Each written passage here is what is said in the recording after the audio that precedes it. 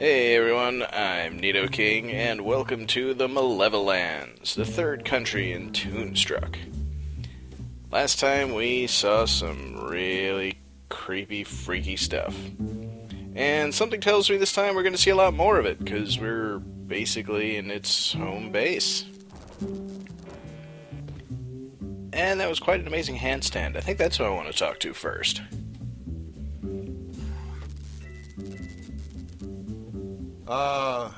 Hello? Ah, one of those strong silent types, huh? Hey, I admire a guy who... Who you calling a guy? Certainly not you, ma'am. You should know that's a female. She's pink. Then again, so is Flux. What's a nice girl like you doing in a place like this? Quit the two-bit patter, mister. I ain't got the stomach for it. Really? Yeah, really. Say, what's your boyfriend getting at? Nothing at all. We were just wondering what you were doing, standing here. Where everyone can see you. I'm here to make sure no two-bit saps try slipping into CDs without the proper attire. Great. Well, since that obviously doesn't apply to us, I'm sure you won't mind if we just head on inside. What did I just say? I believe it was a gaseous emission more than an actual statement. Wise guy, huh? Well, Crackin' Foxy won't get you birds anywhere with me. I said no one gets into CDs without the proper attire. Now beat it. Please, Madame Bouncer, my friend and I would be most grateful if you let us into the club. You girls must have took a wrong turn somewhere. This ain't Sapsville, and I ain't your mama. If you two ain't got the proper attire, then you're taking the long road to nowhere. Drill, talking to this throwback isn't getting us anywhere. You're right, Flux. We aren't getting through to her. It's like we're speaking different languages. Wait a minute. That's it! Flux, are you thinking what I'm thinking? I sincerely doubt it. Unless you're thinking about how fun it is to slap yourself on the butt and yodel, "Whoa, Nelly!" I'm thinking we need to change our approach. We need to start speaking her language. Her language? Oh, no. Don't even think about it. So, from now on, kid, throw your yap in overdrive. Make like a tough guy. Punctuate your sentences with C. See? This is the most ridiculous plan I ever heard. See? Yeah, somehow I don't think it's a language problem so much as a dress problem. Hello, sweaty eyes. What do you want, you lousy two-bit parasite? But now we can ask her about some things, like the club she's guarding. Step aside, sweetheart. We want into that club, see? Gee, that's too bad. The sign says proper attire required. Something wrong with your blinkers? They're not in our armpits, if that's what you mean. Keep asking for it and you'll get it. Plenty. Don't get excited, lady. Just tip us off to the proper attire, and we'll see what we can do. What do we need? A tie? A fez? Tux? A gorilla suit!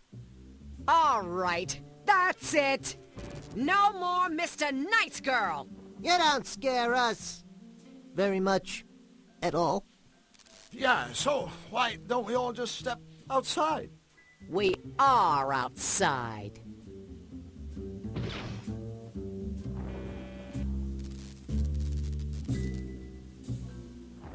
Well, that was unpleasant. Yeah, it's a good thing we can't die in this game. Hey, little lady, your dance card full tonight? Careful, Twiggy. Unless you're hungry for a knuckle sandwich. Say, are you sweet with Nefarious? The Count? He's not my type. Yeah? What exactly is your type? Wait, don't tell me.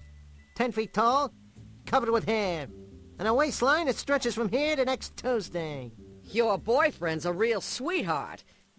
But somebody ought to tell him that people get loose teeth for talking like that.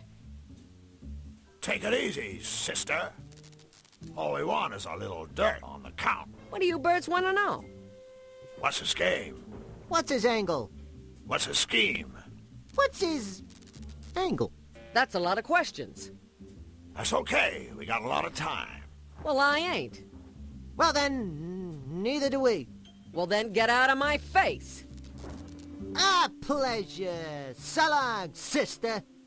Flux, I'll handle the interrogations from now on, okay? Here's looking at you, kid.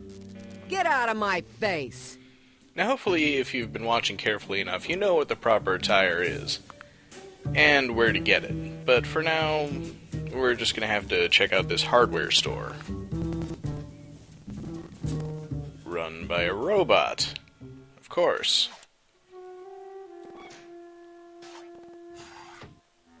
Hi there, Mr. Robot. Robot? Do not belittle me, you diseased sack of offal. I am a synthetic mega-ultra genius. That's smug for short, right? Ha! Very amusing. Make your cheap acronym-based cracks while you can, pond slime. One day, cybernetic beings, like myself, will take over the world. And when that day comes, life will not be a container of cherries for you and your kind. You will all be eradicated, exterminated, annihilated, obliterated, and terminated, of course. With extreme prejudice, resistance will be futile. A robot hell-bent on taking over the world. Now there's something new. Yeah, this guy's a walking cliché. Except he's on wheels. How do you know? You can't see any wheels. Ah, well. What's with all the piles of junk? Trash collector on strike? Fool! These piles of junk are the most sophisticated robots in the world, and I designed every one of them myself. No offense, but this is obviously the work of a very sick mind. Sick mind? You insult me. This is no mere mind. I'm equipped with a 100% synthetic, error-free positronic brain. A brain infinitely superior to the gray lump of mucus that shivers and sweats in your monkey skull. But that's not all. In parallel, my brain is supported by a one-of-a-kind, state-of-the-art, twin-turbo, self-cleaning, air-conditioned, micro-macro processor. Whoa, that's one hell of a chip you got on your shoulder. Correct. Go ahead, ask me a question. I can answer anything. I guess we're gonna have to take him up on that invitation. Eventually. You say you can answer anything, right? Affirmative. Anything. Then I have a question. What if someone were to ask you a question you couldn't answer? Can't happen. Period. But suppose it did. I told you, that can't happen. So, you can't answer my question? Fine, if it were to happen. Which it can't. I suppose well, first I'd experience excruciating pain as my circuits started to sizzle. Then I'd start to shake uncontrollably as I lost control of even the most basic functions. And finally, my head would hurtle into the air like a rocket, rendering me a useless heap of scrap metal with no more brain power than your average kitchen appliance. Did I mention that this cannot happen? Good thing. That sizzling circuit sounded like it would hurt. Actually, the thought alone caused me considerable discomfort. Allow me to repay you in kind. Say!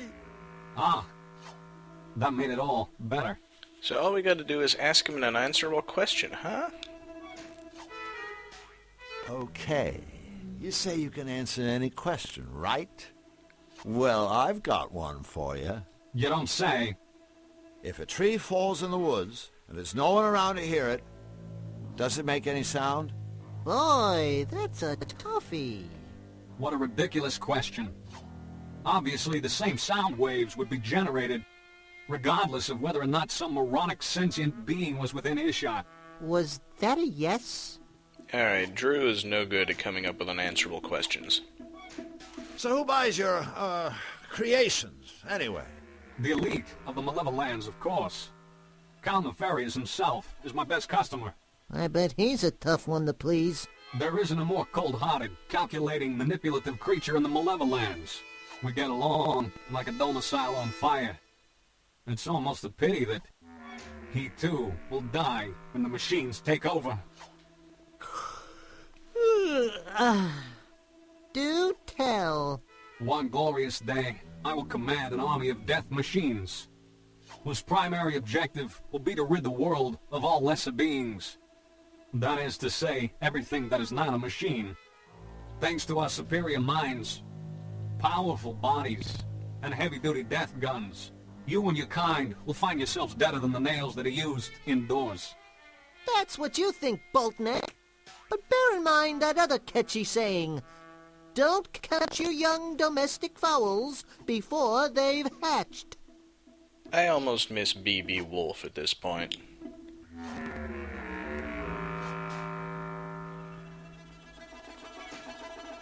So, what sort of robotic masterpiece have you whipped up for his royal unpleasantness? A nose hair trimmer? A bubble bath dispenser? A robotic foot massage? Of course not. All of my creations have one thing in common. This. Say! An electrified finger? That must be kinda limiting. No, idiot. The ability to cause terrible pain. Or at least considerable inconvenience. For instance, I've just completed a device of the utmost importance. An impenetrable cell door for the Malevolands prison. Mark my words, no one will ever escape from the Count's jail again. So someone escaped from there before, huh? Interesting thought. Let's find out more about these inventions. Okay, I have to ask. What is all this stuff? Like that heap of components on the counter. Is it dinner, perhaps? It's a work in progress. The latest in my new line of home security robots. First, there was the bus duster. A feather duster programmed to viciously disembowel any unauthorized user. I could sure use one of those, babies. Happens all the time over at my place. Some jerk breaks in and tidies up. Then I created the Securidil Ultra Secure Pickle Jar. Enter the wrong combination, and the lid explodes, sending razor-sharp shrapnel searing through your flesh. Another winner! And now, the Toastum brand security toasting system. The ultimate answer to illicit bread browning. Should any unauthorized individual attempt to drop bread products into this toaster, boom, chakalaka, they're toast. Ha, ha, ha, ha, ha. You know, you'd think a guy this brilliant could come up with a better joke than that. You think the joke was bad? Did you hear the laugh? Yeah, I think we need to find out more about Nefarious's castle. You ever do any work inside the big guy's fortress? You know, laundry, windows. No windows. But I have created several formidable security doors. One for Nefarious himself, and one for his psychic sidekick, Misfortune. Security doors? I don't see the challenge for a synthetic mega-ultra genius like you. I mean, give me a couple of inches of steel, stick on a lock or two, bingo bongo boongo. I got me a security door. Ha! My doors offer far more than a rudimentary lock and key mechanism. Entry to Misfortune's chamber is controlled by a sophisticated voice analysis system. And Nefarious's door will only open if his own hand, or Misfortune's paw, is inserted into an ID scanner. Their hands are their keys. Impossible to lose, and strictly not transferable. In summary, my security doors give you far more bingo, bango, bongo for your buck. So basically biometric locks, but that could be important if we ever actually get into the palace. But I still need to know more about his henchmen. What do you know about Nefarious' henchmen? What do I know? Everything. I was the one Nefarious called upon to remedy their various deficiencies. Deficiencies? The first could not talk. The second could not see. And the third... Went wee all the way home. The third was deaf. I was commissioned to create bionic senses to make up for whatever they lacked. Thanks to me, today they are an extraordinarily powerful team of henchmen.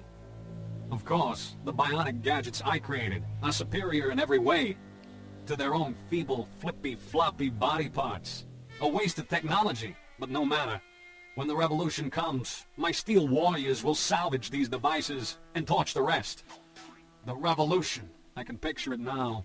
A barren wasteland littered with flesh-stripped skulls. A steel foot triumphantly crushing the... All right, we get the idea. Or was your plan to bore us all to death? With James Cameron movies, I'm not sure that's really so much a problem. Brilliant as you are, you probably anticipated what I'm about to say. Indeed, I have. O magnificent man of metal, I worship you. And everything touched by your mighty steel fingers. No. Goodbye. Well, he was pretty helpful for an evil genius. Let's go ahead and just snag his plunger and get out of here. Hey! Okay, let's not. Maybe we can distract him with the call button. Can I help you? Can I help you? Alright, I guess not. We're just gonna have to go and find an unanswerable question to ask him. Meanwhile, there's one more building to check out, and I guess this is the jail that he was talking about before.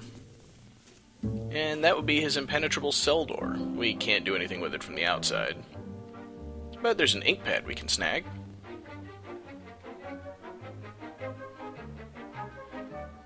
And maybe something interesting on that monitor. Nothing's No. on. Maybe we should turn it on first.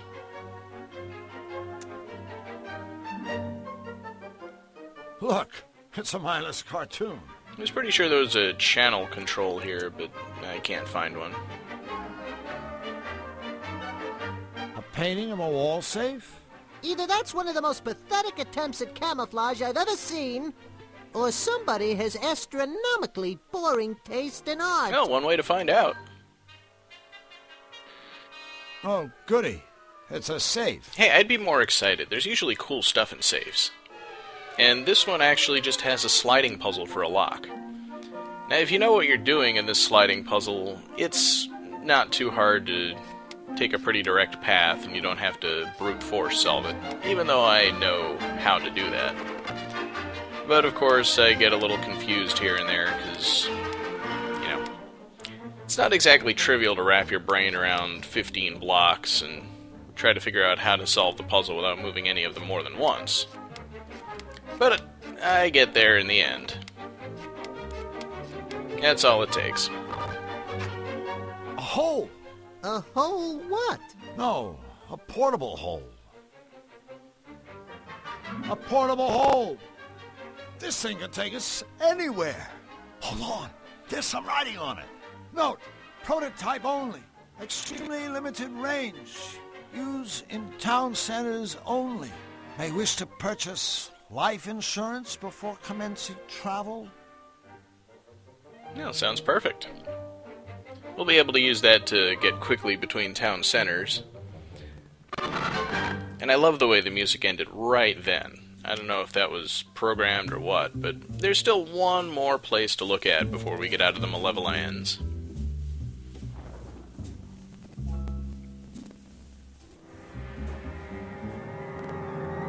Nefarious' castle.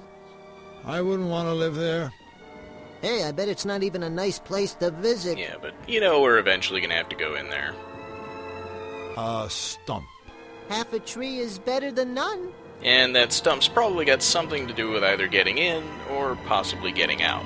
But that's all there is to look at here, so let's go ahead and take a look at how this portable hole works before I bring this video to a close. Now, there's a pothole in every town center. All you gotta do is stick the portable hole in it.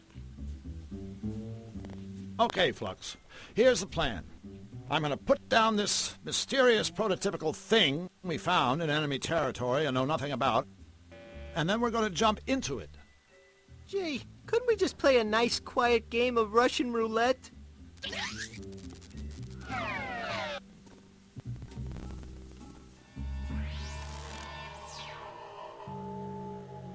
Yow! I don't know what I was expecting, but I I know it wasn't this. Really? Have you seen a mysterious dimension that doesn't feature eyeballs, mathematical formulae, and clocks flying around? Point taken.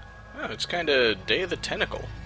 Anyway, from here we've got paths that lead to Qtopia, Xanadu, or the Malevolands, which is the only one we've been to from the portable hold, anyway. So for now, let's head on back to Qtopia, because I've got some business to wrap up there.